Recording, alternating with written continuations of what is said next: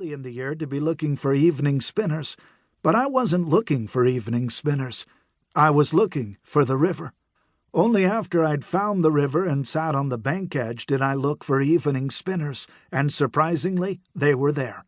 A small flight of Hendrickson spinners. They trailed unnaturally bright, seemingly luminescent yellow egg sacs, the only spot of color in this repressed spring. Okay, I thought. So maybe there'll be some fishing to go with the phone call. Even to just see a trout rise would mean spring. I had a box of Hendrickson spinners I'd tied over the winter.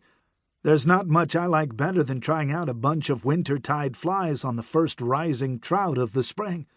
There were no trout rising yet, and there wouldn't be many in the high water. Many of the trout would be full with washed-in earthworms. The cold water would make them sluggish. But just one evening rise can alter the world view of a spring-starved angler. I stood and began to hunt slowly upstream, walking the bank. The river was high and fast, but smooth. The Au Sable is the perfect canvas on which to paint a rise. I saw no rises, however. I saw hardly any life in any form. There was no one in the valley. No one. The river cabins stood empty, their owners downstate or somewhere south, and the cabins had broken branches on their roofs and in their yards, detritus from the long winter. There were no cars or barking dogs or canoers. The river was one cloudburst from being blown out. It was still so brown and quiet, the trees still barren, you'd have thought it was a warmish November evening. I was determined to find a rising fish. No blind fishing of any sort, rising trout or bust. I snuck through the flooded shore grass and alders, hunting the surface for rings. Further up the flooded bank, I had to pick through some beaver work. I'd trapped a beaver from this same bank this past winter and used the fur to tie the body of the fly on my hook keeper.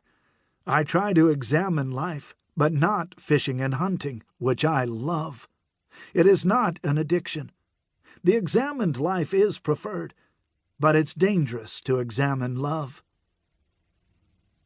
Tiger Woods said once that he could will in a putt. In his prime, I think he could. Sometimes I think I can will a rise. I can't. But when it happens, it feels like I made it happen, even though I've unsuccessfully attempted to will tens of thousands of others. This evening, I willed a trout to rise. It was just above the upstream corner of a submerged dock, at the tail of a seam that has always been a solid gold early-season dry fly spot.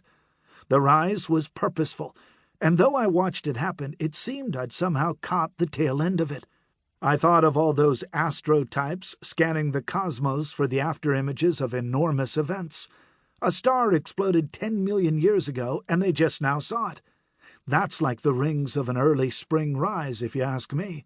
A silver dollar-sized bubble spun in the eddy by the dock, the last known proof of what, to me, seemed a cosmic happening. My eardrums picked up my heartbeat as if I needed proof of my excitement. The trout fed again. Carelessly? Maybe. But it had pushed toward the bank away from the seam, closer to the small backwater spinning above the dock, maybe even in the backwater. That rise was followed by one back in the seam and 3 feet upriver, nearer the original rise. It threw a beautiful curved bow wave, left a nice bubble. I decided to fish from my knees, perhaps unnecessarily, as the trout was 40 feet away and unlikely to spook from my standing there. The Hendrickson spinners humped along their eggs for upstream deposit, but there weren't too many bugs, and I didn't think there could be many on the water. This evening rising trout was a rare find indeed, the sort of fleeting treasure, rainbow, meteor, that can be possessed without actually being captured by hook or camera. It belonged to no one, but it was all mine. When I first met Terry Warrington, he, like me, was working at the fly shop. It was my first job ever, and would be his last job ever. He'd just finished being a fly fisher of the world.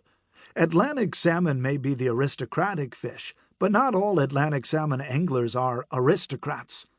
Terry pursued Atlantic salmon in the famous faraway places before settling in retirement from academia on the Au Sable. He was